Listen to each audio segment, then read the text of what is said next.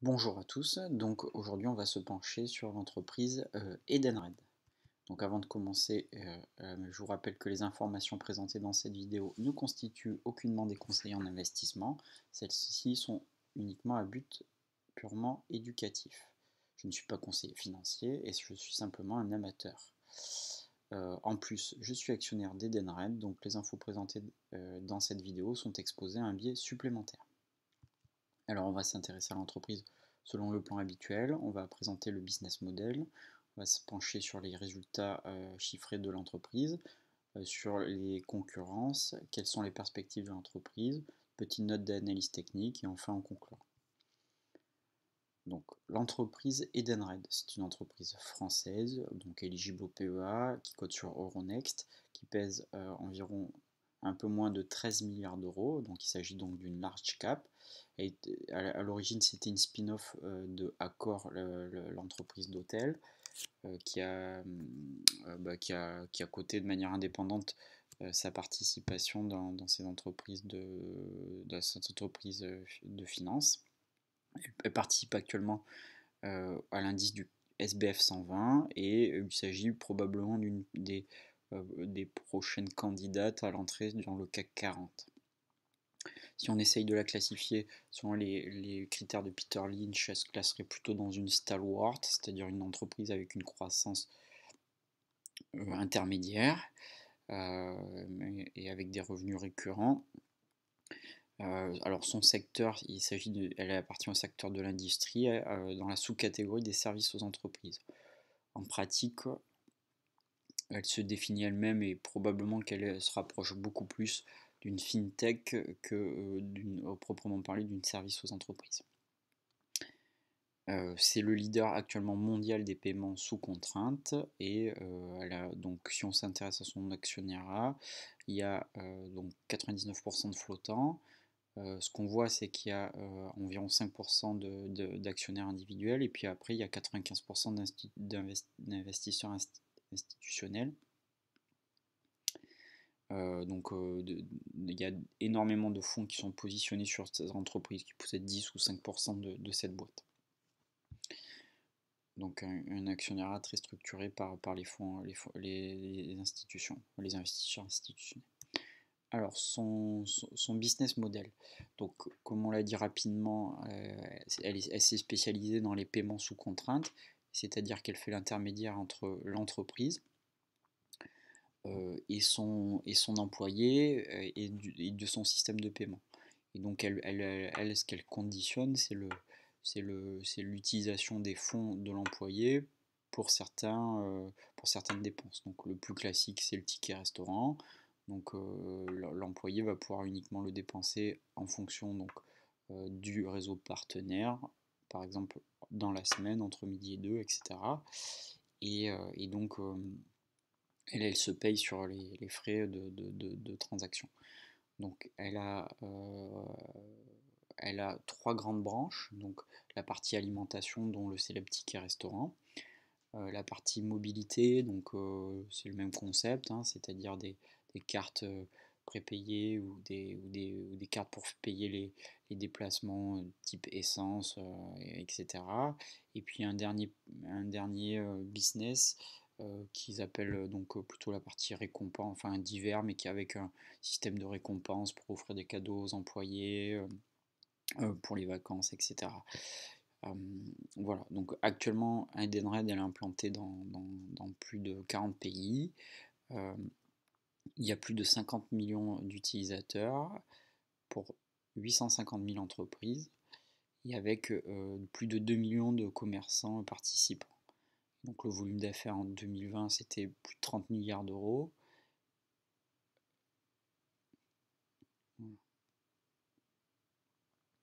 Il y avait eu environ 2,5 milliards de transactions, donc voilà, quelque chose de très volumineux. Alors maintenant, si on s'intéresse à savoir comment Edenred se finance, donc en gros, l'entreprise met de côté une partie enfin, met de côté les fonds qu'elle veut redistribuer à ses employés. Donc sur ce fonds-là, il y a un pourcentage qui est prélevé, je crois que c'est 0,7%, quelque chose comme ça, bon, de ce montant-là. le temps où les fonds sont bloqués, Edenred s'en sert pour générer du cash sur les marchés financiers. Et puis une fois que cet argent est consommé, elle prélève aussi une partie de frais sur les affiliés, donc par exemple les commerçants restaurants qui participent à ça. Et donc elle prélève un petit pourcentage à chaque fois.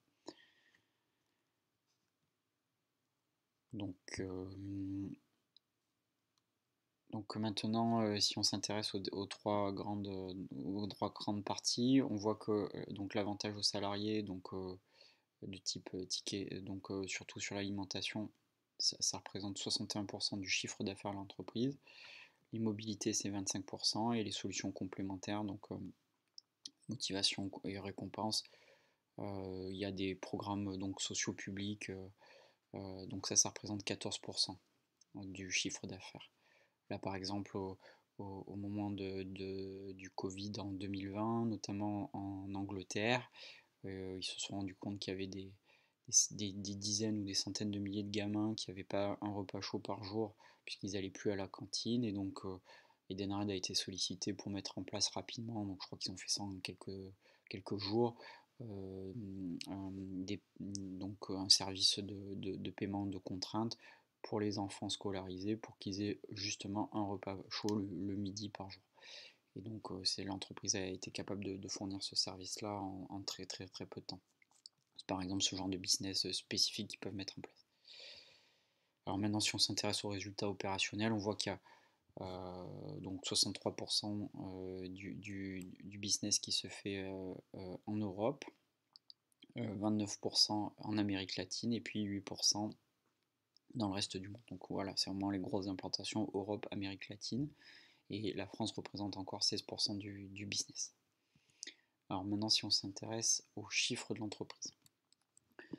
Alors concernant les comptes de résultats, on voit que le chiffre d'affaires a été en recul en 2020, mais qu'il s'agit plutôt d'une entreprise qui a une croissance dans le passé, qui a une croissance potentielle dans le futur, avec une optimisation progressive de la marge d'exploitation et du résultat net. Voilà. Donc une entreprise avec une croissance plutôt stable et progressive.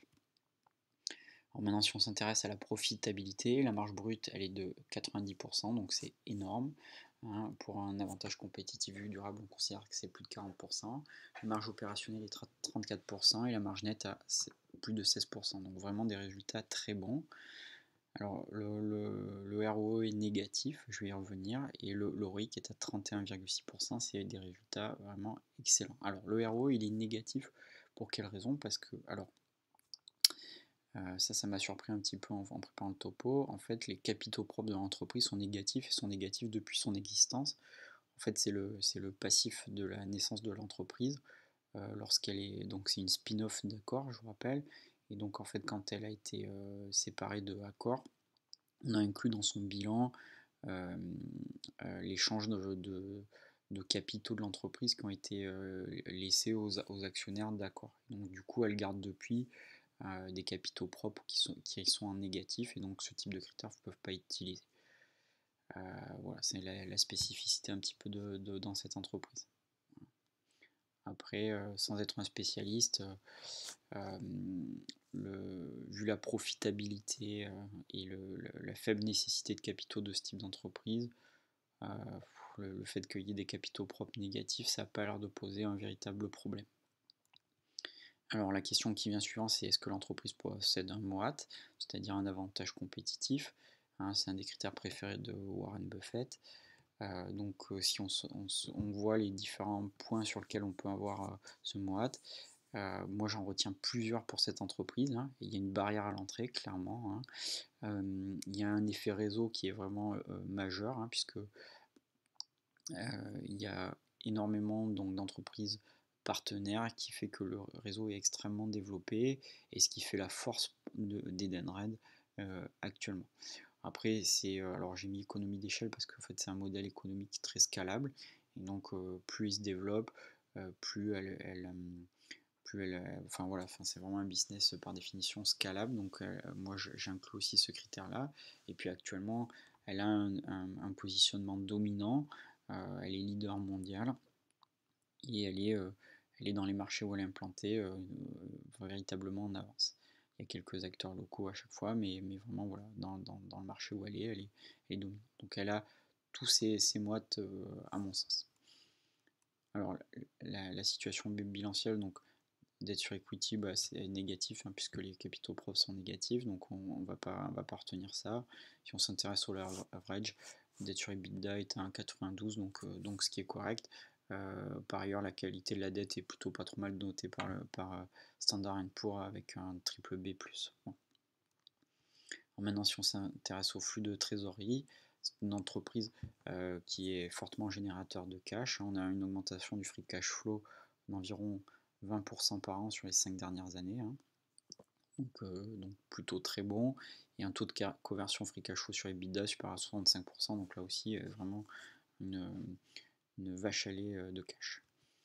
Alors maintenant, si on s'intéresse à la valorisation de l'entreprise, on a un PE ratio qui est actuellement autour de 45, qui était plutôt dans le passé, je vous l'ai mis sur la courbe de droite, c'est la courbe bleu ciel qui était plutôt en moyenne à 30 ces dernières années, et donc là on voit plutôt que elle est en train d'exploser vis-à-vis de ses revenus. Le PEG est donc du coup très élevé. Si on prend le taux de croissance sur ces 5 dernières années, alors bien sûr comme beaucoup d'entreprises en 2020, il y a eu le taux de croissance a été négatif, donc du coup ça a pas mal impacté le taux de croissance moyenne des 5 dernières années, sinon on était plutôt autour de 12%. Et au contraire, probablement que l'année prochaine on aura un fort rebond et donc on aura, du fait d'un effet de base, des taux de croissance très élevés. Hein, voilà. Alors le price to cash flow est élevé, hein, là aussi à un peu plus de 20. Bon, le price to book ici est non pertinent puisqu'on a une valeur comptable négative. Bon, le VE sur EBITDA est aussi élevé à 25,8 et en moyenne plutôt à 16, donc vraiment une valorisation qui est plutôt dans son couloir haut actuellement. Alors maintenant, si on s'intéresse à la valorisation intrinsèque, donc si on part sur le bénéfice par action de 2020 qui est de 0,97, et que donc on essaye de calculer la valorisation terminale de l'entreprise dans 10 ans, selon d'une part le taux de croissance attendu, donc moi je découpe à chaque fois dans les 5 prochaines années et puis dans les 5 à 10 ans qui suivent.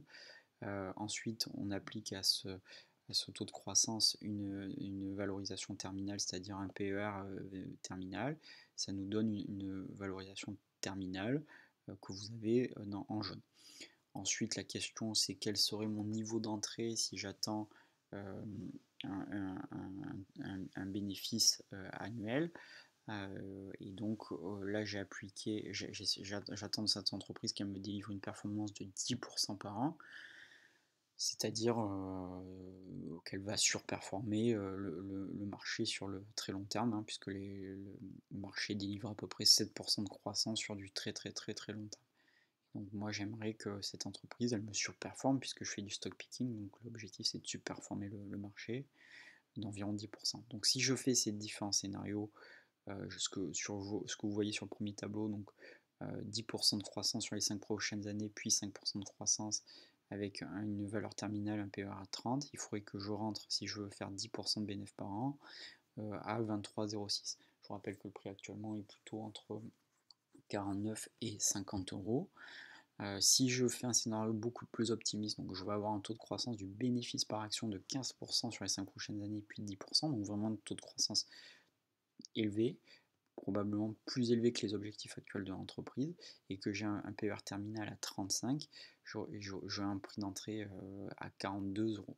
En revanche, si j'ai un scénario plus négatif, avec un taux de croissance de 8% par an, ce qui est pas mal hein, sur les 5 prochaines années, puis de 5% avec un PER terminal à 20, donc quand même un scénario qui est mon pire scénario, mais qui est quand même un scénario en soi pas si mauvais que ça, j'ai un prix d'entrée idéalement à 14 euros. Or si je pondère ces différents prix d'entrée en fonction Bon, de manière totalement arbitraire, la probabilité de survenue, j'ai mis 0,6, 0,2, 0,2. J'arrive en moyennant tout ça à avoir un prix d'entrée optimal à 25 euros. Donc c'est à peu près la moitié de la valorisation actuelle. Alors maintenant, si on s'intéresse à la rétribution des actionnaires, on a un dividende qui actuellement qui offre un rendement de 1,53% pour un PE ratio à 77%. C'est pas une aristocrate du dividende. On voit d'ailleurs qu'elle a diminué ces dernières années, hein, le pic étant atteint en 2018. Et à ma connaissance, il n'y a pas actuellement de politique importante de rachat d'actions de l'entreprise. Alors maintenant, si on s'intéresse à la concurrence. Alors, comme souvent, là il s'agit d'une entreprise à un caractère un petit peu particulier, donc il n'y a pas à proprement parler d'entreprise qui a exactement le même business model. Donc j'ai pris 3 entreprises qui ne sont pas à proprement parler sur le même segment, mais qui permettent d'avoir une idée de business qui ne sont pas si éloignées que ça. Donc j'ai pris WEX, qui est en fait l'entreprise probablement la plus proche, qui est une entreprise américaine, qui fait le même business mais uniquement sur la mobilité. D'accord. Voilà. Après j'ai pris donc une entreprise fintech française qui est Worldline, et puis j'ai pris l'entreprise dans les paiements la plus connue et une des plus importantes qui est Visa. Alors c'est pas le même business, hein, mais c'est pour avoir un ordre d'idée sur les niveaux de valorisation actuels d'entreprises on va dire dans la fintech, et des niveaux de profitabilité aussi. C'est pour avoir une échelle d'idées. Donc si on s'intéresse au PER, alors on voit que Edenred, donc on est autour de 45, Worldline 89 et Visa 49, donc on est plutôt dans la tranche de ça. WEX est à 222. Alors WEX, ça va être difficile à interpréter parce que en fait on a une entreprise qui a pas de croissance, voire même une croissance négative quand on moyenne les 5 dernières années, donc mécaniquement ça donne des PER très élevés et des valorisations beaucoup plus élevées. Donc ouais, ça va être compliqué à interpréter parce qu'on n'est pas tout à fait sur la même trajectoire d'entreprise. Donc, si on s'intéresse au VE sur EBITDA, on voit qu'Edenred on est à 25, Worldline c'est encore plus, 59, et puis Visa c'est plus mais à 35. La marge brute, on a aussi très bons résultats chez Worldline et Visa. La marge opérationnelle, on a 34% chez Edenred, 13% sur Worldline, donc quand même une marge moins importante. Et Visa, c'est exceptionnel, 64,5% de marge opérationnelle, c'est juste énorme. Donc le retour en equity chez Edenred n'est pas exploitable, il est très faible chez Worldline, hein, et chez Visa il est juste énorme à 36%. Voilà. La croissance du BPA, il n'est pas mauvais chez Edenred à 5%, il est assez atone chez Worldline, et il est très élevé chez Visa à 10%. Bon, le leverage il est à 1,92 chez Edenred, 4,52 chez Worldline et 0,27 chez Visa. Voilà. Bon, le rendement, je passe. Bon, grosso modo, que peut-on dire de cette comparaison? Bon, à titre personnel, je trouvais Edenred plus intéressante par exemple que Worldline. Bien sûr, Visa est une entreprise qui est encore meilleure, hein, mais avec des niveaux de valorisation qui sont quand même aussi plus élevés. Mais c'est vrai que c'est une entreprise qui est peu ou pas endetté et qui a une profitabilité juste exceptionnelle. Et un mois aussi exceptionnel. Mais voilà, bon, c'était pour avoir une idée, pour des ordres d'idées. Maintenant, juste rapidement sur la performance boursière de ces 10 dernières années, on voit que Edenred surperforme largement son indice qui est le SBF 120. Bon, voilà, elle fait nettement moins bien que Worldline. On est à peu près sur le même niveau de performance que Visa sur les 10 dernières années.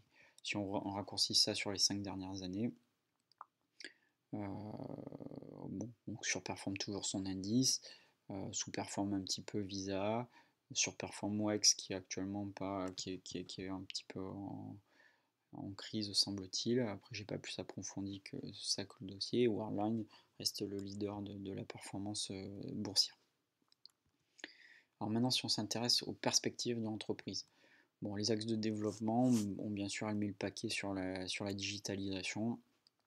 Je crois qu'elle a plus de 80% de son business, 85% qui est digital.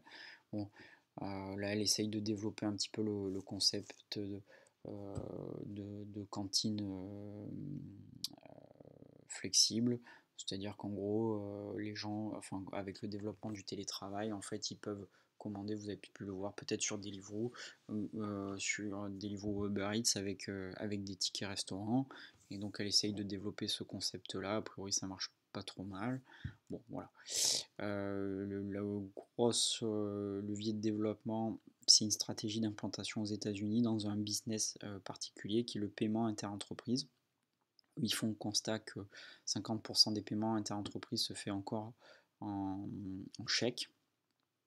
Et donc eux, ils essayent de développer, d'implanter une solution de paiement interentreprise sécurisée.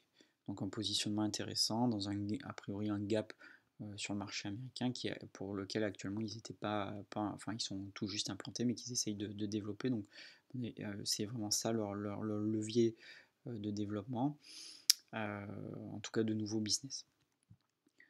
Ensuite, un mot, les objectifs à la fin de l'année 2020, ils visaient une croissance de l'EBITDA de 6%, avec les résultats là, du premier semestre qui sont sortis il n'y a pas longtemps. En fait, on a déjà des résultats qui sont bien meilleurs, et donc ils ont rehaussé les objectifs à plus de 9% pour l'année 2021. On voit, vous voyez sur la courbe de droite qu'on a un très très fort rebond sur le deuxième semestre en 2021, qui va au-delà de l'effet de base, puisque on a actuellement des résultats du groupe qui vont être supérieurs à 10% de ce qu'ils étaient en pré-Covid. Voilà, un dernier. Donc pour les leviers de croissance, donc c'est une entreprise qui a une culture de rachat. Actuellement, ceux qui mettent en évidence, c'est qu'ils ont le pouvoir d'achat pour faire des acquisitions d'environ 1 milliard d'euros.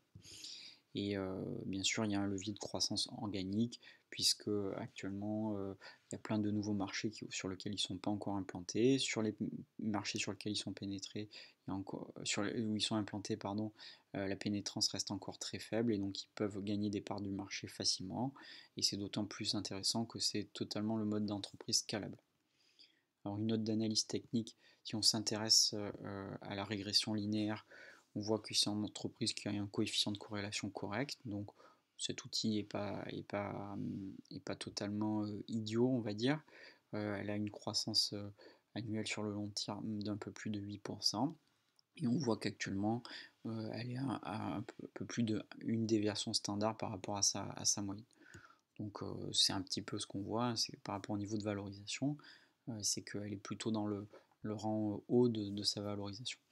Sur le parcours boursier de ces dernières années, là vous avez une représentation graphique en chandelier japonais en mensuel, où on voit qu'elle est depuis mi-2015 globalement dans un canal haussier relativement stable, euh, avec une croissance élevée de sa valorisation boursière. Bon, en conclusion, donc comme d'habitude, avant la conclusion finale, petite checklist pour voir qu'on a bien gardé les pieds sur terre et pas se prendre pour le nouveau Warren Buffett de Limoges. Donc, est-ce que j'ai une compréhension du business model? Alors, je dirais de manière intermédiaire, hein, c'est un peu technique, mais je comprends qu'elle prend un pourcentage sur chaque vente, sur chaque achat, et donc un peu comme le font d'autres entreprises style Visa, et c'est là qu'ils tirent leur marge. Est-ce que le business sera toujours là dans 20 ans? Mais très probablement, il y aura besoin de paiements contraints, et donc le business sera là. Bon, consommateur des produits, bah, c'est non pertinent. Cette question n'est pas pertinente dans cette situation. Est-ce que j'ai passé plus de temps à m'intéresser à cette action que pour l'achat de mon prochain frigo? Bah, ça, on peut dire oui, hein, suite à cette présentation. Alors, est-ce que ce business model peut être disrupté? Eh bien, possiblement, hein. Alors, même si elle a des moats, notamment sur son effet réseau, il y a beaucoup de fintech actuellement. On peut imaginer on peut imaginer des fintech avec une politique extrêmement agressive, en proposant des services équivalents, avec des marges beaucoup plus faibles, enfin en tout cas des frais, pardon, beaucoup plus faibles. et qui pourrait s'appuyer sur un rachat, etc., d'un autre groupe que cela pourrait intéresser, parce que ça reste encore un tout petit groupe par rapport à des géants américains, style Visa, etc. Donc oui, cette entreprise, elle peut se faire disrupter par des fintechs. En tout cas, c'est pas totalement exclu. Est-ce qu'elle a un moat? Bah ouais, je pense qu'elle en a même plusieurs, hein. Je vous renvoie à la diapo adéquate. C'est une entreprise qui a une bonne croissance, en tout cas une croissance satisfaisante. Et est-ce que c'est un potentiel debugger? Bah pourquoi pas, hein. Il y a beaucoup de marchés inexplorés, des marchés qui sont qui peuvent être mieux pénétrés. Euh, voilà, un marché peu implanté en Amérique du Nord, peu implanté en Asie, donc vraiment de la marge. Le lancement d'un nouveau business de paiement interentreprise, donc vraiment une entreprise qui peut vraiment grossir. D'autant plus qu'il s'agit vraiment d'une cash machine et qu'on peut imaginer, une fois un développement très satisfaisant, utiliser tout ce cash pour revaloriser les actions via la politique de rachat d'actions massive. Alors en conclusion, les éléments pour cette entreprise, elle a plusieurs moats à mon sens. Elle a un excellent profil de profitabilité. C'est une entreprise qui offre une belle croissance et avec un modèle en plus scalable. C'est une cash machine à proprement parler, hein. Elle a un bon free cash flow en croissance. Voilà. En plus, c'est une valeur défensive, hein. Elle a un modèle relativement résilient après cette crise. Euh, voilà, un des éléments de cristallisation un élément qui pourrait cristalliser l'augmentation de la valeur du titre, c'est son entrée au CAC 40, hein. Ça augmentera sa visibilité. Du coup, elle fera partie de tous les fonds indiciels CAC 40. Et donc, mécaniquement, cela entraînera une revalorisation de l'action. Bon, ça c'est un élément un peu spéculatif, hein, mais on l'a vu récemment sur les entreprises comme Tesla quand elle est rentrée dans le S&P 500 ou plus récemment comme Moderna, hein, on a vu une augmentation de la valeur de ces boîtes dès qu'elles sont rentrées dans ces indices. Alors les éléments contre, c'est la valorisation, une fois de plus, c'est une très belle entreprise, ça fait aucun doute, mais les niveaux de valorisation sont actuellement élevés. Il y a quand même l'exposition à un effet de change en Amérique latine, hein, c'est son deuxième marché, et donc on sait que c'est des devises beaucoup plus faibles, et donc si on avait un écroulement de ces devises, vous aurez aussi un écroulement de ces revenus sur ce marché-là.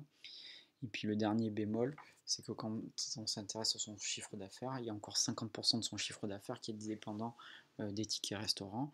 Et donc une entreprise qui est aussi dépendante d'un monoproduit, ça reste un élément de fragilité. Voilà. Bon, bien évidemment, c'est ni un conseil d'achat ni de vente, hein, à vous de faire votre propre avis. Je finis avec une petite citation de Warren Buffett. Donc, il est de loin préférable d'acheter une entreprise formidable à un prix équitable qu'une entreprise équitable à un prix exceptionnel. Une fois de plus, je trouve que c'est une citation qui se prête bien à ce type d'entreprise. C'est une très belle entreprise, ça fait aucun doute, mais je ne crois pas que ce soit la question actuellement. La question c'est est-ce que cette entreprise va me délivrer une performance que j'attends? Et c'est ça la vraie question. Et bien évidemment, plus son niveau de valorisation de base est élevé, et moins la marge de progression est importante. Donc c'est là toute la question, et c'est là où il est important de définir le prix d'entrée. Voilà, je vous remercie. N'hésitez pas à me dire ce que vous en avez pensé de la vidéo en commentaire, et de la liker si vous l'avez aimé. Merci et à bientôt. Au revoir.